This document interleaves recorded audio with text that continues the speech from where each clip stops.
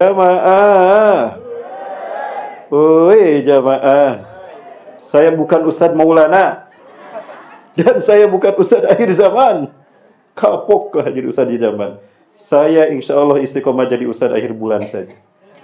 Akhir bulan. Jadi Allah Subhanahu wa taala, kapankah Islam ini akan bangkit? Rasulullah memberikan penegasan. Ternyata memang Islam akan bangkit. Suatu hari Rasulullah SAW tertidur di Masjidil Haram. Ini kesaksian Ummu Hani. Ummu Hani adalah ibunda dari Abdullah bin Abbas radhiyallahu anhu. Rasulullah SAW setelah salat tahajud, sebelum salat subuh, Rasulullah SAW qailulah bersama para sahabat. Tiba-tiba Allah memberikan ilham pada Rasulullah dan Rasulullah terbangun. Bangun Rasulullah dan berkata, Allahumma hal balag, Allahumma hal balag, Allahumma hal balag. Ya Allah, bukankah telah aku sampaikan ya Allah? Bukankah telah aku sampaikan ya Allah? Halarudang tak para sahabat.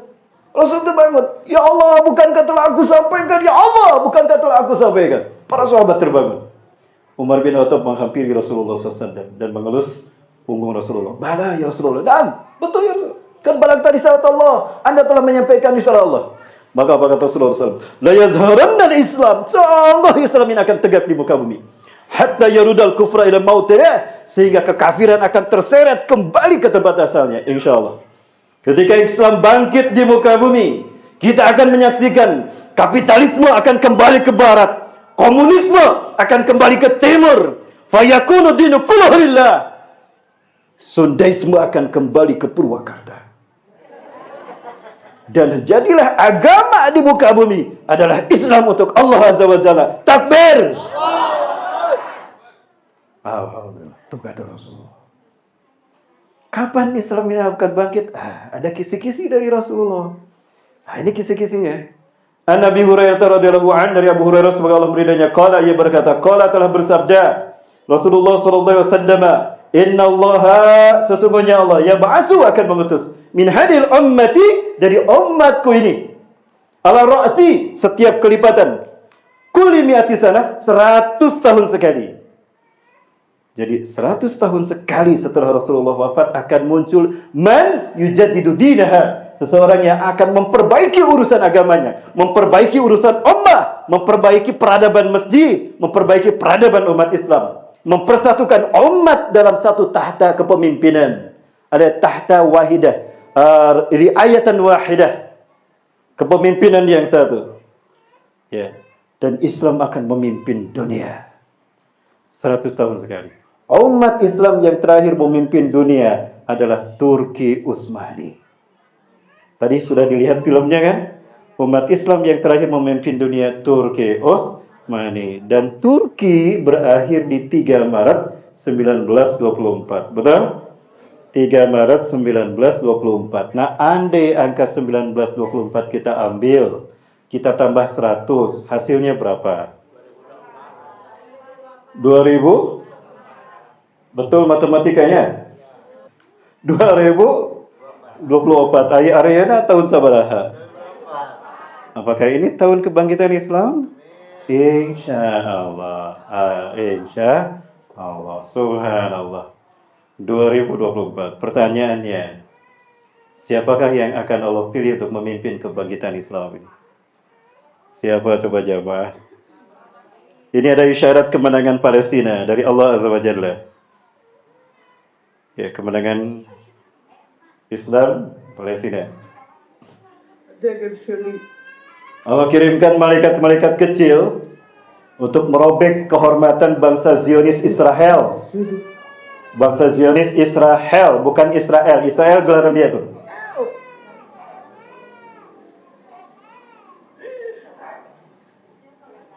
Ini syarat kalau bangsa ini akan hancur dan segera gulung tikar dan kemenangan Palestina insyaallah.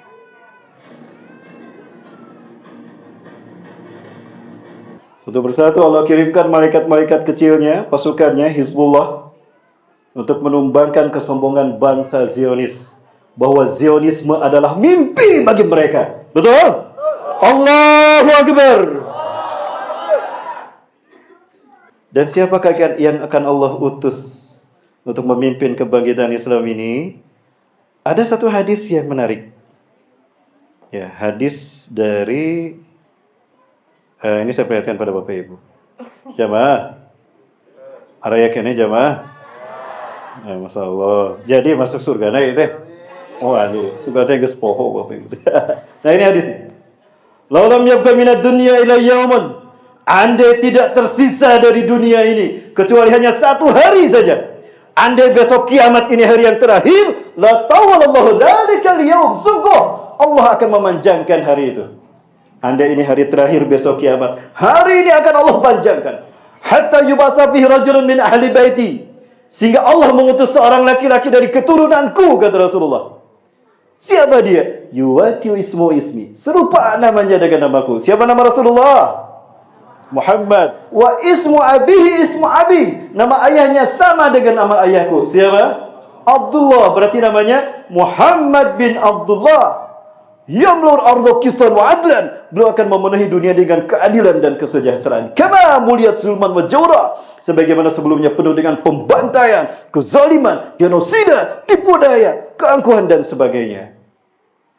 Subhanallah. Dan beliaulah yang bergelar Imam Mahdi. Kapan beliau diutus? Sepertinya telah dekat.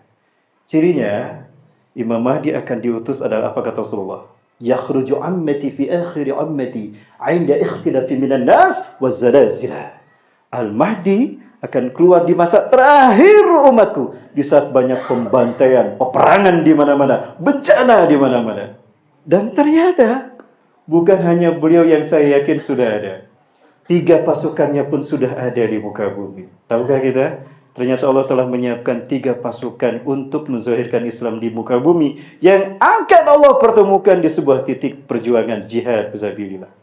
Dan bumi jihad itu bernama Syam, Palestina. Dan juga bumi Syam yang lain. Ayah bunda, insya Allah kebangkitan Islam itu akan terjadi di bumi ini. Ya. Aleppo di bawah Turki, saat itu umat Islam akan sholat subuh berjamaah. Wa qad uqimatis shalah. Dan sungguh salat sudah dikumandangkan iqamahnya.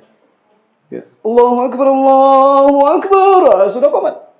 Ya. Wa imamkum minkum, dan imamnya dari kalangan kalian. Siapa? Imam Mahdi Muhammad bin Abdullah. Salatnya di Masjid Umawi. Ini masjidnya. Masjidnya ada di mana? Masjid yang berada di Aleppo, Halab, berbatasan dengan Kahraman Maras. Ya, bersama dengan di bawah Turki. Ini Aleppo, ini Gaziantep di sini. Yang kemarin terkena gempa, area-area terkena gempa. Di masjid inilah nanti akan bertemunya 3 pasukan besar dunia yang akan menzahirkan Islam di hari kebangkitan Islam. Di masjid inilah akan bertemunya Nabi Isa alaihissalam dengan Dajjal. Di masjid inilah akan terjadinya pertemuan pasukan Hizbullah dan Hizbus Syaitan. Pasukan Allah dan pasukan syaitan. Ya. Ketika itu akan sholat subuh berjamaah. Wa imamukum minkum, dan imamnya di kalangan kalian. Siapa? Cucu Rasulullah tadi, Muhammad bin Abdullah. Istawu subuhakum, tarasu jadilu, luruskan dan rapatkan salat kalian. Sudah lurus, itu imam cicing keneh wae. Eta geus guling gasak we jamaah. Imam teh can qomat, can takbir make jeung hadap ke urang. Isap sudah lurus. Jempe wae bejaan atuh hayu tuh urang bisi hitut deui teh. Jauh wuduna. Sekarang tebak logo nama brand yang ada di sini. Wabdah ya? Jauh wuduna. Ternyata apa? Malaikat Jibril turun memberikan bisikan kepada imamnya. Jangan dulu takbir. Nabi Isa mau turun ikut sholat berjamaah. Kebayang tuh, sholat Nabi Isa turun. Bu, Nabi Isa masih hidup? Masih. Ada di mana Nabi Isa? Di Lamping. Di mana Nabi Isa? Di sisi Allah. Sedang apa? Sedang tidur. Quran surat Ali Imran ayat 55 dan surat Al-An'am ayat ke-60 itu. Nabi Isa sedang tidur.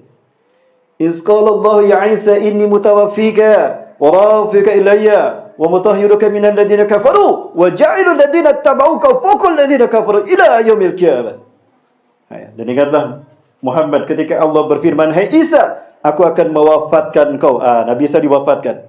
"Wa rafika ilayya," dan kau akan aku angkat ke sisiku. Berarti Nabi Isa sedang wafat di sisi Allah. Apa arti wafat? Ada yang bilang mati. Wafat itu mustarakah, banyak arti. Bukan hanya mati, salah satunya berarti tidur. Surat Al-An'am ayat ke-60. Wa huwal ladzi yatawaffakum bil-lail wa ya'lamu ma jarahtum bin-nahar. Dan dialah Allah yang telah mewafatkan kamu di waktu malam, dan Allah mengetahui apa yang kalian lakukan di waktu siang. Berarti wafat Isa berarti tidur. Berarti Nabi Isa ditidurkan Allah, diangkat ke sisinya. Jadi di mana Nabi Isa lagi tidur di sisi Allah, bukan di langit ketujuh. Allah tidak ada di langit ketujuh. Ustaz, berarti ribuan tahun ya tidur di sisi Allah. Betul, itu hitungan Sukabumi. Di Sukabumi 2024 di sisi Allah. Apa kata Allah? Wa kana yaumihi inda rabbihim ka'alfi sanatin mimma ta'udun. Inda rabbikum ka'alfi sanatin mimma ta'udun. Adalah satu hari di sisi Allah 1000 tahun yang kalian hitung di dunia. Ayana 2024, berarti di sisi Allah baru 2 hari. Berarti baru 2 hari Nabi Isa tidur di sisi Allah. Berubah tidak? Tidak. Nabi Isa akan turun di sini.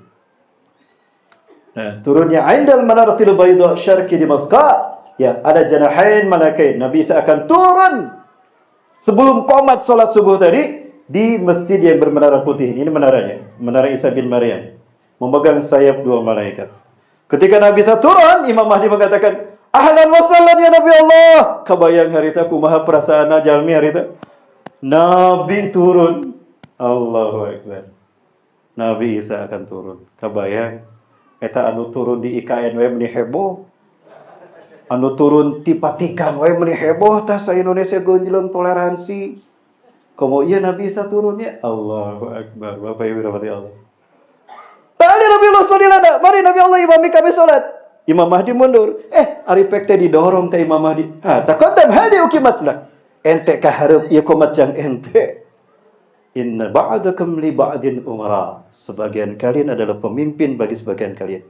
Tukramatul hadil ummah. Kemuliaan yang Allah berikan pada umat ini. Jadi Nabi Isa menolak menjadi imam. Imam Mahdi menjadi imam. Kabayang teh imam Nabi Isa alaihissalam makmum di belakang Imam Mahdi. Siapa yang lebih mulia? Nabi Isa makmum di belakang Imam Mahdi. Ini menunjukkan siapa yang Allah muliakan. Nabi Muhammad SAW. Nabi Muhammad. Semua Nabi dan Rasul diambil sumpahnya. Allah mengambil sumpah para Nabi dan Rasul. Aku sudah berikan wahyu pada kalian. Aku berikan hikmah. Nanti jika datang seorang Nabi yang bernama Muhammad kekasihku, kalian wajib beriman kepadanya dan menolong kenabian dan kerasulannya. Kalian sepakat? Kami terima ya Allah. Jadi semua Nabi dan Rasul jika bertemu dengan Rasulullah wajib meninggalkan tugas kenabiannya menjadi makmum seperti kita. Ali Imran 8182. Maka Nabi Isa ikut pada sunnah Rasul. Siapapun yang memimpinnya, termasuk Imam Mahdi. Itu jawabannya. Beres sholat subuh berjamaah, apa kata Nabi SAW? Iftahil bab, buka pintu masjid ini. Ketika pintu masjid ini dibuka, maka tampaklah Dajjal dengan 70.000 pasukannya. Sayaj'alukum Dajjal. Dajjal akan datang kepada kalian. Terang Dajjal, Bunda? Kade, sanes versi orang Sukabumi, ini versi Quran hadis. Dajjal akan datang dan dia akan diikuti oleh 70.000 pasukannya dari Isfahan, Iran menggunakan jubah Persia. Allah. Begitu pintu itu dibukakan, kaget eta masih Dajjal. Malaikat kematianku sudah ada, malaikat mautku sudah ada. Eta mah kieu dina calana si Dajjal. Rasulullah mengatakan, basah kuyup seluruh tubuhna, keluar ke sangoprot, cer sama. Kina celana si Dajjal. Andai Isa bin Maryam hanya melihatnya saja, mati itu Dajjal. Tapi Allah memerintahkan Isa bin Maryam, bunuh dia dengan tanganmu. Untuk menumbangkan semua ideologi selain pada Allah. Yang 3 agama ini menjadi pusat penyebaran agama lain. Yahudi, Nasrani, dan Majusi. Jika 3 agama ini hancur, hancur semua agama di dunia. Maka yang ada adalah Islam di muka bumi ini. Allah. Harum tubuhnya Nabi Isa, napasnya Nabi Isa akan tercium sejauh mata memandang. Dan pasukan Dajjal yang menciumnya, matu baktatan akan mati karena mencium napasnya Nabi Isa. Eta mah pasukan paling depan, plok, ngantep, eta mah siga pedak. Sisanya lari tunggang langgang. Oh, gitu lah, nutupan hidung, lari, dikejar sama pasukan kaum muslimin. Walau yahtabi'u min wara syajar wa hajar, sekalipun mereka bersembunyi di balik batu dan pohon akan berkata, "Ya muslim, ya mu'min, ya turtan, hada wa yahud uqtulhu." Hai muslim mukmin ke dia. Iya, ya orang Yahudi seorang dia. Iya, bunuh dia. Dibunuh. Ya, bunuhlah dia kecuali pohon gorkot. Fa innaha syajaratul yahud, karena gorkot adalah pohon Yahudi. Ayo pohon gorkot di dia. Itu pohon gorkot. Ini pohon gorkot Bapak Ibu. Ketika kami di Yerusalem, gak ada orang-orang Yahudi yang membangun rumah di pinggir jalan, gak ada. Kenapa? Karena mereka tahu mereka akan dihukum dunia karena perbuatan jahat dan biadab mereka. Maka mereka bangun di nah, ini gorkot nih, di pinggir jalan. Ini gorkot. Lihat. Maka orang-orang Yahudi di Yerusalem yang mereka rampas dari umat Islam, gak ada yang berani bangun rumah di pinggir jalan. Karena mereka tahu suatu saat dunia akan menghukum mereka. Guys, apa? Maka mereka bangun rumah-rumah mereka di puncak bukit.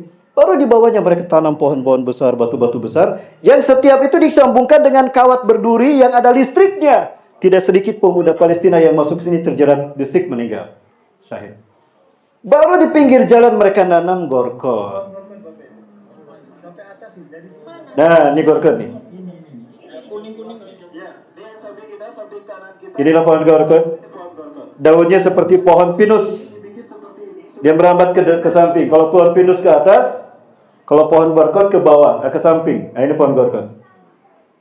Ya, dikejar kaum muslimin. Bapak Ibu sekalian, siapakah pasukan yang Allah pilih? Sudah sampai pada pembahasan terakhir. Ya, 3 pasukan Allah siapkan untuk memenangkan Islam. Mau disebut satu-satu? Yang jawab sedikit. Hoyong dibahas. Mana nanti pasukan yang pertama adalah pasukan dari bumi Syam. Siapa pasukannya? Sudah Allah keluarkan. Pasukan ini ternyata sudah Allah keluarkan untuk memenangkan Islam ini. Ya, inilah dia pasukan pertama. Pasukan dari bumi Syam, Palestina.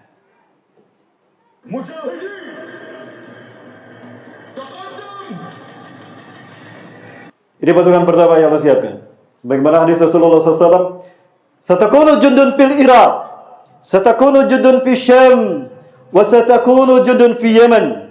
Akan muncul pasukan terbaik dari Irak, dari Syam, dari Palestina, dari Yaman. Ya Rasulullah, ayyakhruju fi ashrina aw fi ahadina, ikhtar lana bi ayyi jundin nashtarik. Ya Rasulullah, jika 3 pasukan itu muncul di zaman kami, dengan pasukan mana kami harus bergabung? Fa'alikum bisyam. Bergabunglah kalian dengan pasukan Syam. Fa'inan malaikata basitatun aznihati alaiha. Karena para malaikat akan turun menaungi pasukan Syam. Malaikat ikut berperang. Bahkan saya dapat kabar gembira dari syekh kami bahwa Rasulullah akan ikut berperang di Gaza. Betul, Rasulullah akan perang ikut di Gaza. Lamun dibahas maghrib kerek beres saya. Nanti undang lagi saya ke sini. Nanti kita bahas. Betulkah Rasulullah akan berperang di Gaza? Kan sudah meninggal dunia. Hei, ingat dulu. Skip dulu. Ini Rasulullah loh, bukan Nabi dan Rasul yang lain. Kan Rasulullah sudah meninggal. Betul. Tapi apakah mereka meninggal? Ketika Rasulullah Isra Mi'raj ke Masjidil Aqsa, Rasulullah menjadi imam 1.500 Nabi dan Rasul. Itu Nabi dan Rasul sudah meninggal. Kening datang deui. Tapi aku juri karena sholat jeung Rasulullah. Hadza min khasaisi Rasul. Ini kekhususan bagi Rasulullah SAW. Kenapa? Karena jihad pertarungan antara hak dan batil belum selesai. Allahu Akbar. Pasukan yang pertama. Dan saya kaget ketika saya berada di sana. Bulan Oktober kemarin saya masih di Masjidil Aqsa. Kaget saya menyaksikan situasi. Apalagi ketika Muhammad Al-Def, Abu Ubaidah ibn Jarrah mengatakan ini. Udkhulu alaihimul bab, fa idza dakhaltumuhum fa innakum ghalibun. Allahu Akbar. Lupakah kita? Ini adalah kalimat yang diucapkan oleh Nabi Yusha bin Nun. Seorang pemuda yang heroik yang melanjutkan kepemimpinan Bani Israel setelah Nabi Harun dan Nabi Musa wafat, yang berhasil membawa 600.000 Bani Israel mengalahkan kaum Jabariyah di Jericho, masuk ke Palestina, Masjidil Aqsa, memenangkan perang tadi. Beliau mengatakan ini, Masuklah kalian, masukilah negara mereka lewat pintu itu. Jika kalian berhasil melalui pintu itu, maka kalian pasti menang. Pasukan yang kedua, siapa pasukan yang kedua? Pasukan yang kedua adalah dari bumi Khurasan. Rasulullah SAW sendiri yang mengatakan dia. Yakhruju min Khurasan rayatun sud, akan keluar dari bumi Khurasan para pembawa panji hitam yang bertuliskan La ilaha illallah Muhammadur Rasulullah. La yarudduha syai'. Tidak ada satupun pasukan di muka bumi yang bisa memukul mundur mereka atau bahkan mengalahkan mereka. Mereka akan menang dan menang. Hatta tunsaba bi Ilya, sampai mereka menancapkan panji hitam Islam ini di Al-Aqsa, Elia atau Baitul Maqdis. Subhanallah. Khurasan hari ini adalah jantung kotanya Afghanistan. Berarti pasukan yang kedua adalah pasukan dari Afghanistan. Yang mana Ustaz pasukan dari Afghanistan, Ustaz? It is the graveyard for all of the superpower in the world. Afghanistan akan menjadi kuburan bagi negara-negara superpower di dunia. Terbukti. Ketika Afghanistan didirikan oleh pendirinya, founding fathernya, Mullah Umar Asyahid, berhasil mempermalukan Rusia. Afghanistan menjadi kuburan bagi tentara Rusia. Menang.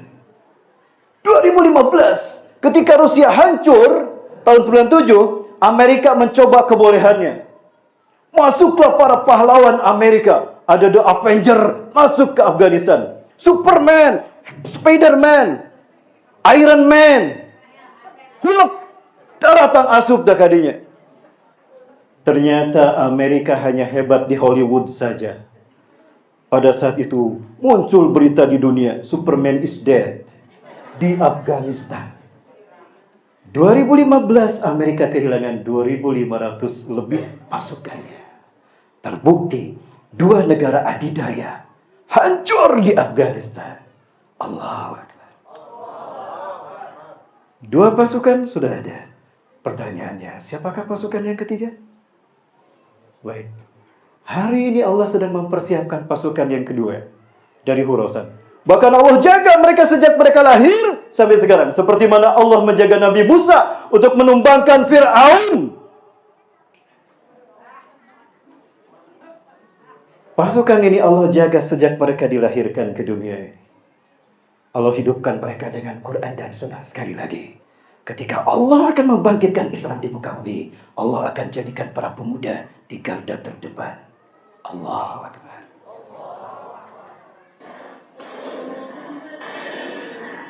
Di mana mereka berada? Allah jaga mereka. Sampai hari ini tidak ada pasukan negara manapun yang bisa menyentuh keberadaan mereka. Allah jaga mereka seperti mana Allah menjaga Nabi Musa untuk menumbangkan Fir'aun di akhir zaman ini. Allahu Akbar. Mereka Allah hidupkan dengan Quran dan Sunnah. Jiwa mereka dihidupkan dari fondasi akidah umat Islam dunia, Quran. Mereka hidupkan dengan akhlak Rasulullah SAW, Sunnah. Dan Allah persiapkan mereka untuk membangkitkan Islam. Bisa anak-anak kita gandrung dengan gadget, dengan TV. Allah siapkan mereka untuk menjadi pasukan kedua yang akan menzahirkan Islam di muka bumi. Allah. Pertanyaan yang ketiga, siapa pasukan yang terakhir? Ada yang tahu dari mana? Dari mana? Benar, dari Lamping, Sukabumi. Yakin dari Sukabumi? Piraku dari Lamping. Karena ku BPJS gas jungkir balik. Dari mana pasukan yang ketiga? Bang, udah siap? Pasukan yang ketiga kira-kira dari mana? Inilah dia pasukan yang ketiga. Pasukan dari bumi merah putih. Allahu Akbar.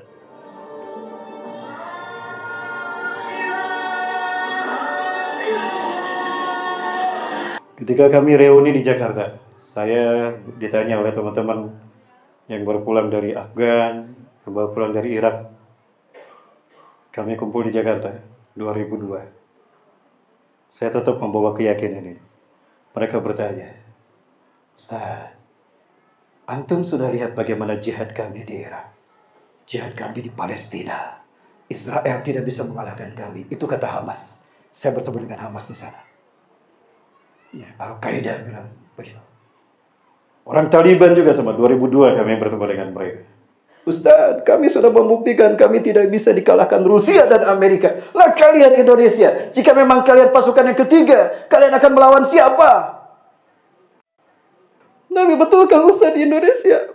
Demi Allah Bapak Ibu, ini kegembiraan yang saya bawa dari Palestina ya Bunda. 2016 saya dengar teman-teman penghafal Quran dari Al-Aqsa. Mereka menyampaikan di 2015 bulan Ramadan, beberapa bulan sebelum saya berkunjung ke sana. Mereka mimpi bertemu Rasulullah SAW. Dan Rasulullah SAW menyebutkan memang merah putih adalah Indonesia. Baik, yang pertama. Hadis dalam Sahih Muslim, Syarah Syanawi, atau dalam kitab An-Nihayah fil Fitan wal Malahib Ibnu Katsir. Saya menemukan hadis ini. Anna Sauban hadasa bahwa Sauban bercerita, Anna sami Rasulullah yaqul, beliau mendengar Rasulullah bersabda, "Inna rabbi zawalil ardh." Bumi yang bulat Allah bikin datar. Hatta ra'aitu masyariqaha wa maghariba, sehingga aku melihat kekayaannya terbentang dari timur hingga ke barat dunia. Allah perlihatkan Muhammad, aku berikan bumi ini untukmu. Wa atani ankan zain, Allah berikan kepadaku, setelah Allah perlihatkan bumi, Allah berikan kepadaku dua pusaka. Saya garis bawahi, al-ahmar wal abyad, pusaka merah dan pusaka putih. Hadis ini menyebutkan pusaka merah putih. Wa anna ummati sayablugu mulkuha ma zawala min, umatku di akhir zaman akan kembali menguasai dunia dari timur hingga ke baratnya dengan pusaka merah putih ini. Allahu akbar. Allahu akbar. Ini hadis yang ketiga yang menyebutkan pasukan ketiga yang akan membebaskan Palestina. Ya, saya tanyakan pada guru saya, 2016 salat subuh saya di Masjid Kibli. Imamnya adalah si guru kami, Syekh Ali Al-Abbasi, beliau ketua Rabitah Ulama Palestina. Saya tanya langsung pada beliau, "Apakah mu'alaqah baina hadal hadis bi biladina?" Apakah ada kaitan hadis merah putih dengan negara kami? Luar biasa jawabannya beliau. 2017 kami kembali ke Al-Aqsa. Salat asar kami diimami oleh Dr. Yusuf Abu Sunaira. Giliran Ustaz Saifullah yang mendampingi, saya menjepret-jepret foto dan video. Saya tanya setelah kaji pertemuan kami dengan daurah kami dengan Yusuf Abu Sunaira. Saya tanya langsung beliau. Jawaban beliau juga sama. 2016 kita undang Dr. Abu Bakar Al-Wada, Wakil Ketua Rabitah Ulama Palestina, di Jogokarian, Yogyakarta. Ustaz Salim Afilah saksinya. Kita tanya beliau tentang Indonesia. Apa jawaban beliau? Ala kulli biladin alladina yaqbaluna al-islam dinahum wa ya'ummun nas bi kalimatil islam antum ya Indonesia lama yahtarkumullah di sari hadadin qabla sa'ah. Dari semua negara yang menerima Islam sebagai agamanya, kalian Indonesia yang belum Allah pilih memimpin kebangkitan Islam. Betulkah Indonesia yang belum dipilih? Arab sudah di zaman Rasulullah SAW dan para sahabat, betul? Dimulai 610 Masehi di Mekah, kemudian hijrah, berakhir 632 Masehi dengan Fathul Mekah, Rasulullah menggenggam dunia. Afrika sudah di zaman Salahuddin Al-Ayyubi, perang salib 1187 Masehi. Dari Afrika, dari Kairo, Mesir, Afrika, perang salib dimenangkan oleh Salahuddin Ayyubi dan kaum muslimin. Digenggam dunia oleh Salahuddin Ayyubi dari Afrika. Eropa sudah tadi di zaman Muhammad Al-Fatih, Sultan Turki paling muda, 22 tahun menguasai 21 negara. Terakhir Istanbul. Maka dari Konstantinopel, Istanbul, Muhammad Al-Fatih tepat 29 Mei 1453 menguasai dunia. Yang belum Allah pilih adalah Asia Tenggara. 12 negara Asia Tenggara kita undang di Bandung, Jawa Barat. Saya termasuk panitia. Saya tanya mereka, apa jawaban mereka? Ternyata negara ini dimimpikan oleh banyak ulama dan banyak penghafal Quran dunia. Saya sebutkan salah satunya saja. Syekh Muhammad Ismail Az-Zain Al-Yamani, ulama besar Yaman, mimpi bertemu Rasulullah SAW. Di dalam mimpinya Rasulullah mengatakan Indonesia. Al-Habib Muhammad bin Alawi Al-Malik Al-Hasani, imam besar Masjidil Haram, juga sama. Rasulullah berperang, betul-betul di belakang pasukan yang sangat banyak. Kami bertanya, ya Rasulullah, di mana anda tusra? Aina anta dhahib? Ya Rasulullah, kenapa anda tergesa-gesa? Kemana anda akan pergi? Lihat. Ana dhahibun ilal Gaza. Saya akan berangkat ke Gaza. Sauqatilul yahud alladziina yaqtulu ummati fiha. Akan aku perangi Yahudi yang membantu umatku. Rasulullah akan berperang. Betulkah demikian? Saya butuh satu pertemuan untuk membahas kalimat itu. Di belakang Rasul sangat banyak. Mereka bertanya, ya Rasulullah, ma'aksadu adadu man haula? Ya Rasulullah, banyak sekali mereka jumlahnya. Siapa mereka ya Rasulullah? Apa kata Rasulullah SAW? Hum ummati alladziina yuhibbuna bisyiddah. Hum ummati alladzina yuhibbuna bisyiddah wa ana uhibbuhum bisyiddah. Mereka adalah umatku yang sangat mencintaiku dan aku sangat mencintai mereka. Hum ikhwatukumul muslimun Indonesia. Kata Rasulullah dalam mimpi mereka. Mereka adalah saudara kalian Muslim Indonesia. Alladzina sayuharibukum min zulmil yahud wa yu'aduna al-qudsa ila rihabikum.